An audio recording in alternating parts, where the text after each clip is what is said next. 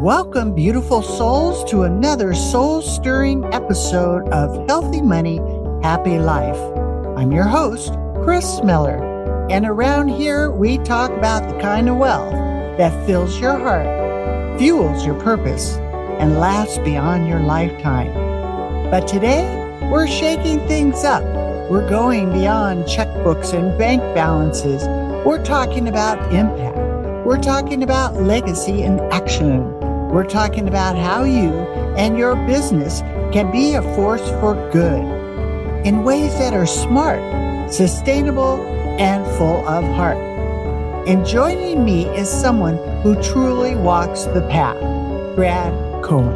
From the wild floor of the Chicago Mercantile Exchange to heart-centered mission of Autonomy Works. Brad's journey is proof that transformation can happen at any stage of life, and that doing good is more than a donation. It can be your whole business model. Get ready. This episode is about unlocking the magic that happens when business meets soul. All right, Brad, you have spent 35 years, right, in trading. What sparked your passion for social impact? What changed? Well, even when I was on the floor of the Mercantile Exchange, which, you can remember from, like Trading Places kind of movies, it was this crazy place and wore funny looking jackets and yelling and screaming. Even back then, I always advocated for employment of adults with autism, adults with neurodiversity, just sort of the melding of social enterprise and enterprise. And so as it first started, it's kind of a fun story, if you don't mind my telling how Not I at got all. involved. Not at all. So the trader on the floor of the Merc, and my kid's math tutor, who this guy was this amazing Israeli guy who come to my house and tutor my kids and in high school math and physics and all this stuff. And he was just this wonderful man who really taught them how to think. And the result was they ended up with great grades and all ended up in, terrific schools and phenomenal outcomes. But at home, he had an autistic adult son. And it always just struck me as this really, really unfair and I don't know if fixable is the right word, but situation that could be made better. So his adult son was always getting jobs bagging groceries or working in a restaurant or doing manual tasks, all in places that were loud and frenetic, and the job work was changing and it had interactions with people, all the things he was really bad at. So rather than highlight his skills, which in the case of the person I'm speaking about, where he was extremely intelligent, phenomenal memory, the ability to focus and really stay on point, was put in situations where it highlighted his weaknesses and didn't highlight his strengths. So it all struck me as, well, what if you flip that around? And really, the idea was not mine. It was this gentleman, Moshe Weitzberg, who came up with the idea of his son getting involved in software QA because his son could focus and do the same repetitive task over and over again with one variable change and really stay on point. I know I couldn't do that. I would just go crazy. Right. So adults on the autism spectrum, it's been very well publicized, are tremendous at technology, tremendous at tasks that have a repetitive nature to them, that do not lose focus, or um, they they also don't have a turnover rate that most people would in doing this very, very mundane work. So anyway, he wanted to start a company. I was a guy on the floor, so I raised some money. I sold raffle tickets. Uh, sort of browbeat all my friends into giving some money and going to galas and all that. And off we go. And it turned into a very successful business. And that was a not-for-profit. So I spent 10 years on the board there. And then as my life progressed and the floor sort of changed, the floors were going away. The Mercantile Exchange floors, it's when all automated, it was all going all to electronic trading. I wasn't able to scream and yell anymore. I was working on a computer. And so that's where the Puerto Rico connection that Kris, you and I seem to have here. Right. Uh, I started investing in Puerto Rican real estate in a resort community. And I did that for a long time. I still do it. I have a business here. But I wanted something more in my life. And so the sort of the segue into social enterprise really happened after Hurricane Maria, where, Hurricane Maria it was really tough. Yeah. Wow. Anyone who's been through a hurricane, it is not fun. No. But anyway, I got my business stabilized, and I sort of had this epiphany of like, I may be able to do this, and I like doing it, and it's been good, but there's something more. And what if I really run with this company and run with this concept of using my network and my skills to advocate for this group of people and this concept. And so I went into it full time, and good things have happened. It's fabulous. I really think to me, it's inspiring. And so tell us a little bit how autonomy works. Does it actually work? And, and what makes the model so much, matter so much? So Autonomy Works is like a number of companies that hire autistic adults to do different tasks. So it's really the concept of a true social enterprise. So yes, the foot in the door, sort of the forward-facing concept is hiring adults on the autism spectrum, and that's a good thing to do, giving people a job at something they're good at. But ultimately, it is a value play to the client because these are people who are very good at certain tasks. So we have a few businesses. One of our large focus is ad operations. So all digital ads have to be checked. So the client needs to see that there was 500 ads at different places on Google or different search pages. That has to be screenshot and sent to the client to make sure that it's correct. The ad copy is correct, the font, the color, all that. Well, that's not very interesting, but it has to be done. So we're very, very good at that, and we have a number of advertising clients.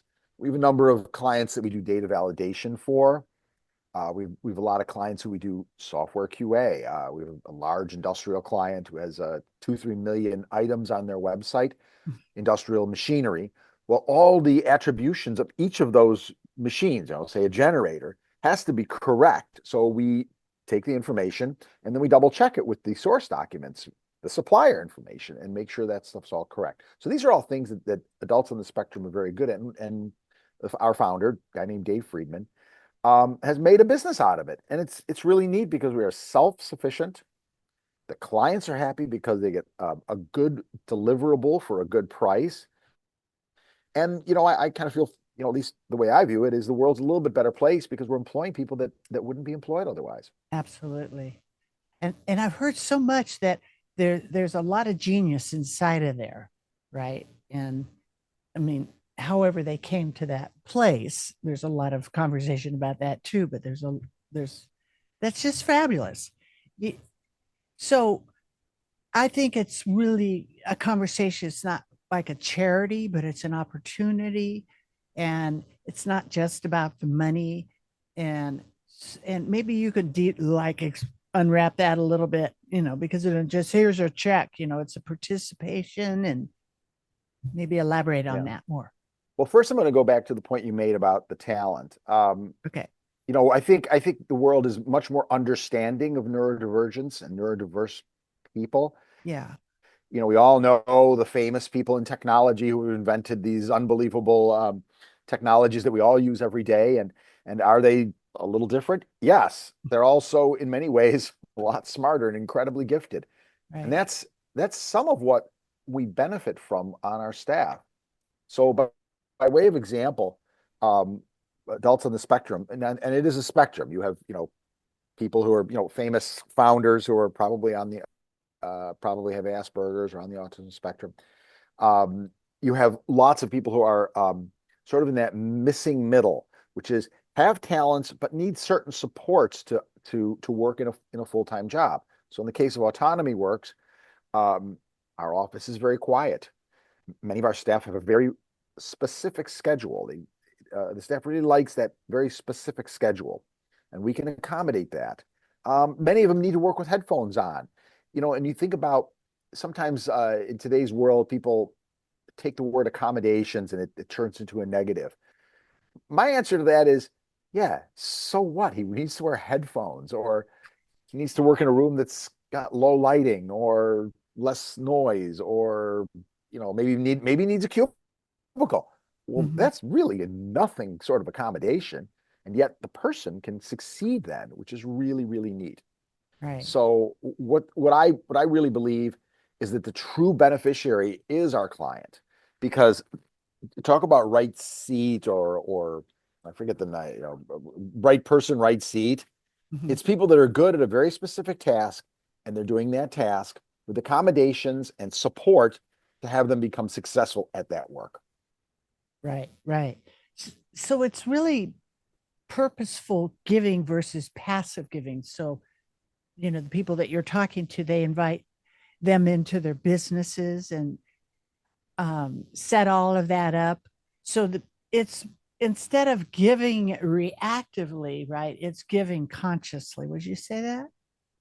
It is. I'm not going to minimize the first the first part of the conversation, which is Uh-huh. where we have to explain our mission. Right. And so you have to have an open ear to it. Some Mhm. people are it's just not Right. interesting to them. Right. But once our clients, I mean, the best part of my job is when it comes to renewal time, and the client says, "Yeah, boy, you guys are really good at this. Our productivity is up, and all these really beneficial metrics." And I'm like, yeah, I know. I'm glad you know now too. And now we can have a conversation about renewing your contract and maybe doing a little bit more. So I'll give you an example.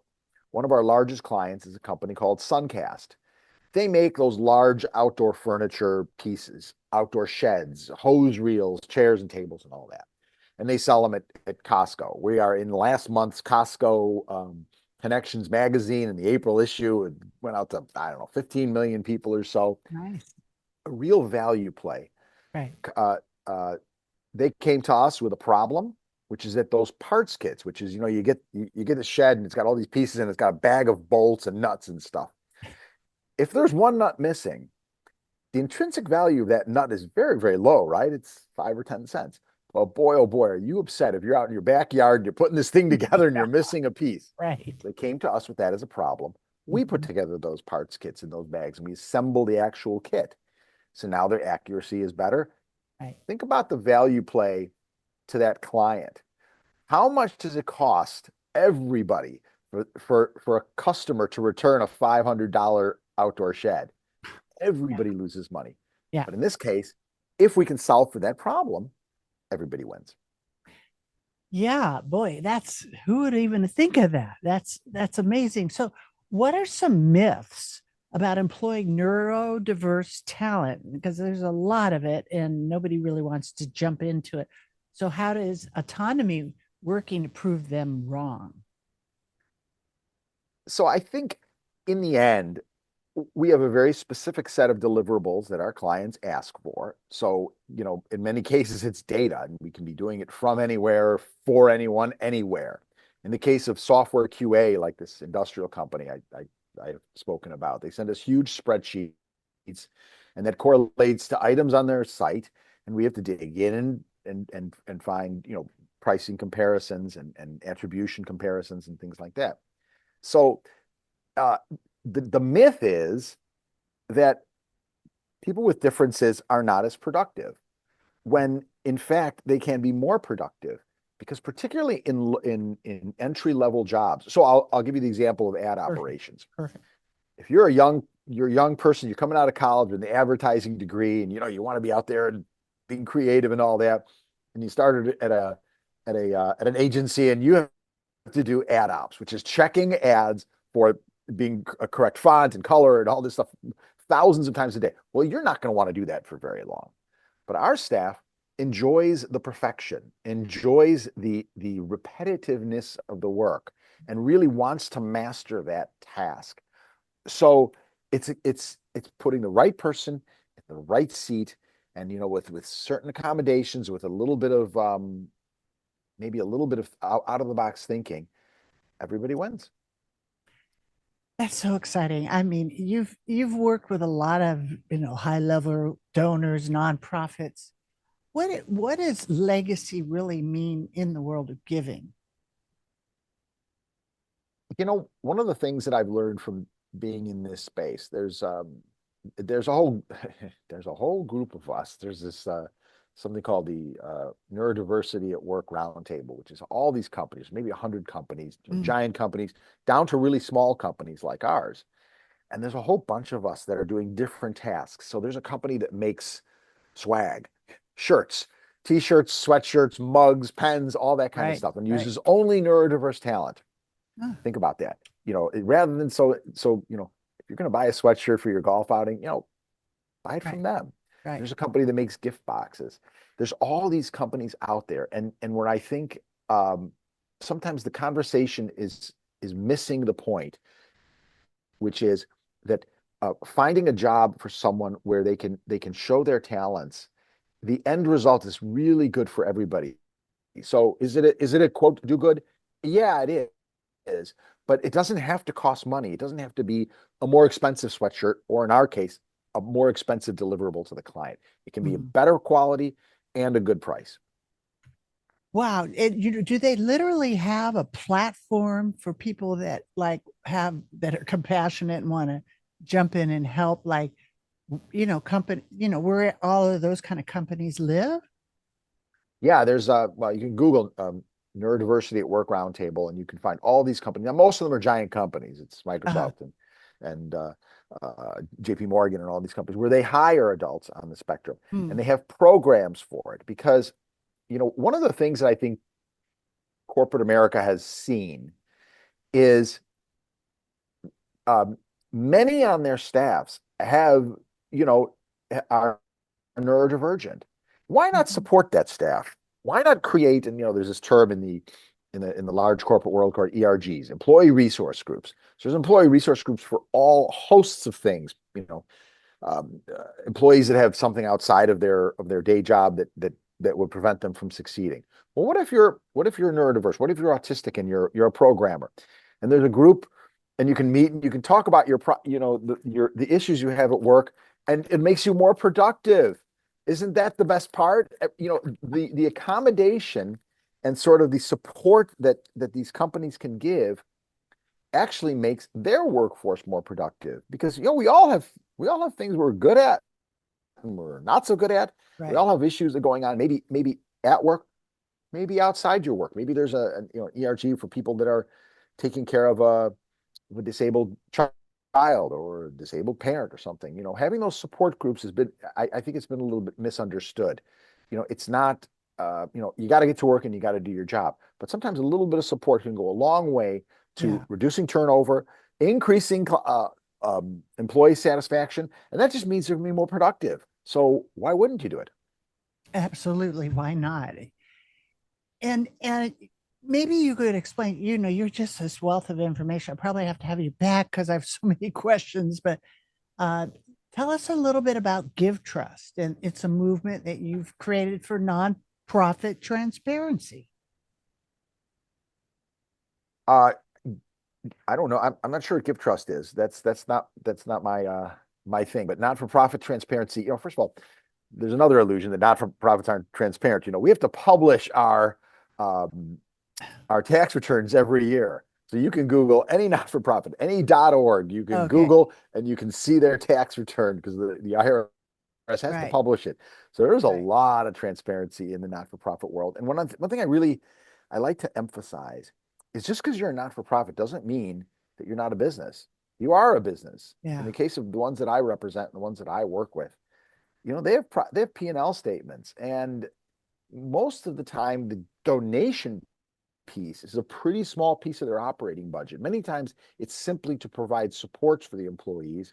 Um, but ultimately, in the case of autonomy works, we have to be profitable. We have to keep the lights on. We are paid to do a job. We pay our employees, and then we keep the lights on. It's a very Right. simple thing. It is a business. Just because it's a not for profit, don't excuse it as only a donation based thing. Right. Because most people are like calling for transparency. Yeah, it's public record. Very good. Right. So, for the entrepreneur, CEO, or board member that's listening right now, what's one blind spot that business leaders have about philanthropy and giving? And Yeah, I like to say it. I said it before, but I'd like to sort of repeat it and dig in a little bit. Um, Philanthropy doesn't mean you just have to write a check. So, not that I'm uh, suggesting you shouldn't. People, please donate to all your favorite charities, support them. Absolutely, it's a great thing to do. But a lot of times, what I thought I could give to the organization that I promote, Autonomy Works, is my time and my effort. Um, I like networking. In fact, Kris, that's how we met at a Right. networking group, Right. you know? And so, give what you're good at. So Yeah. I've asked some of my friends who are attorneys, hey, listen, we're closing on this office lease. Can you check out the lease for me for free? Of Right. course I will, no problem. Or, if you're an accountant and you want to volunteer your time, well, do an audit. Do an audit for a not-for-profit because that's really, really, it's very expensive. And for a not-for-profit, which have to go through a, a comprehensive audit that can be, very difficult. Well, volunteer. It's your time. And you're giving, you're not writing a check, but you're giving what you're good at. In my Right. case, it's networking and trying to match companies that have an interest with the companies that have something to a product or service to give. Uh, donate your time in something that you're good at. That's great. That's a good tip. And for the listeners out there that are successful, a whole lot of them, but feel empty, what's one step that they can take to turn their success into something meaningful? One thing I've learned in this world that many of our clients have a personal connection. So in the case of Autonomy Works, it's a personal connection to autism. We all read in the paper how the instances of autism are very high. It's because it's Yeah. much more diagnosed than it ever has been. Right.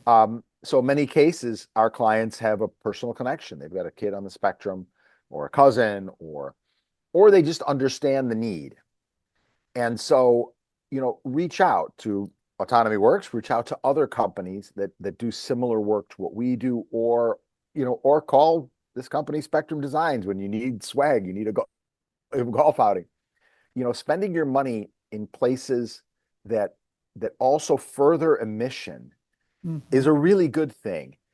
We have to abide by typical business standards. We have to deliver a good product to our customers. When you're buying swag, it better be spelled right. It better be a good t-shirt, or you're not going to be in business too long. But why not advocate using your dollars?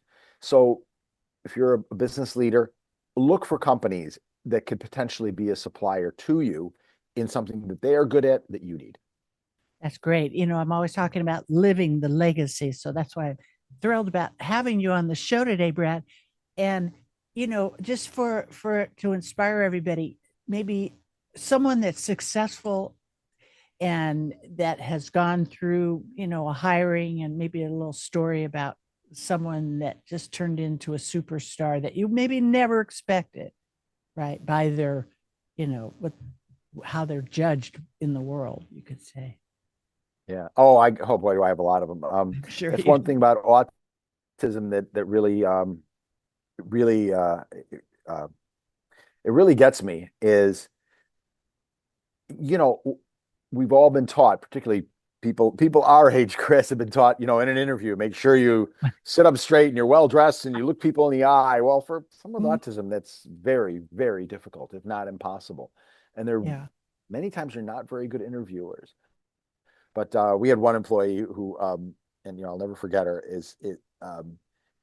She would come to work and work a couple of hours, and then hide under the desk because she had so much anxiety and so Oh, much fear. But she was so gifted and could remember lines of code for years. And her yeah. ability to look at information, large data sets, and Mm, see in her mind the aberrations and the anomalies that I would look and I'd be like, I don't even see what you're doing. How can you yeah. process this much information? So Right. people have different talents. And I think it's really neat when you find the right person for the right work. Yeah. And with just a little bit of support, whether it's as simple as you need to wear headphones, sure. You need to be in a quiet room, big deal. Sometimes those small accommodations Yeah. can yield a very loyal employee. And in the case of Autonomy Works, the one thing that I tell clients all the time is this is, in many cases, very entry level, mundane work. And if you put a new employee on it, they will not last for more than a few months or maybe a year. Hmm. our employees relish the work and relish the mastery. One of our first customers, an ad agency, we do ad ops for them. That same employee is doing that same work for about 10 years. Whoa. Just think about how really, really good he is at Yeah. doing that work. So Right. again, everybody wins. That's so beautiful. And you've seen both sides. You've been the Wall Street and the heart work. So, how's this journey reshaped your ideas of legacy? It really has. So I still live this sort of dual life. I'm a trader. I manage money, and then I do this on the side because I really, really enjoy it. It makes me Right. feel good. And I don't Yeah. know, if I'll call it legacy for me, but uh, it makes me feel good about what I'm doing. First of all, I have no trouble walking up to anybody at any networking event and bragging about Autonomy Works Yeah. because it's not advocating for my personal gain. Right. And in many cases, you know, sometimes it takes a little time. That person will appreciate my efforts to at least introduce them. Obviously, Yeah.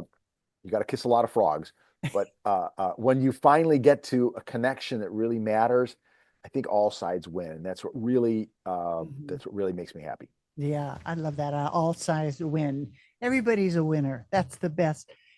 Well, Brad, tell everybody how they can get in contact with you because this is fabulous, and I will support and probably bring you back and do more of a deep dive when more. But for now, tell everybody how to Sure. contact Okay. Well, the company is called Autonomy Works. It's one word, and the URL is autonomy.works. And I am B Cohen at autonomy at emailautonomy.com. And you can find me on LinkedIn, Brad Cohen, and just ping me if you know someone, if you if you have a need in your business or know a leader in another business that might have an open ear to sort of what we're doing. It's networking is a long process, and you never know when you'll remember this conversation.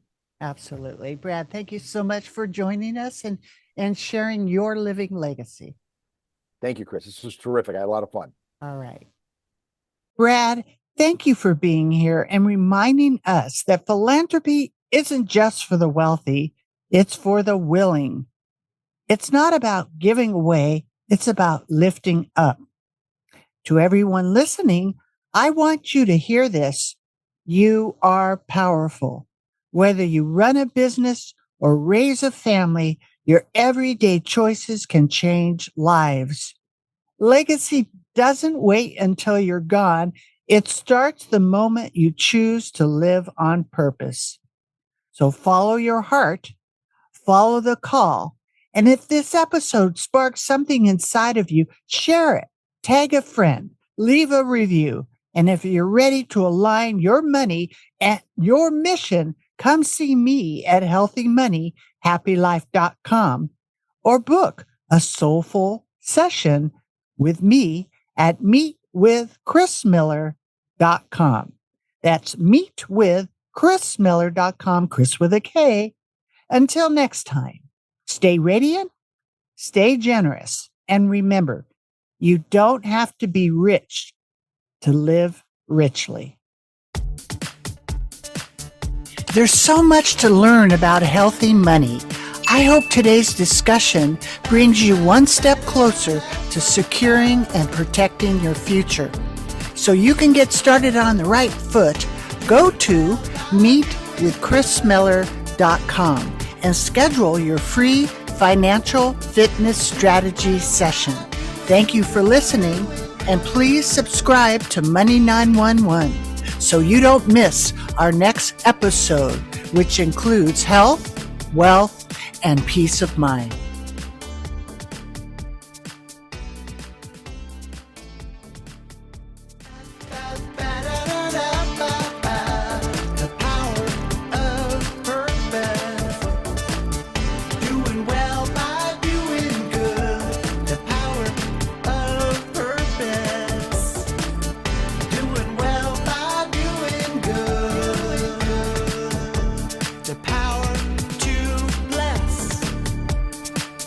Lives inside of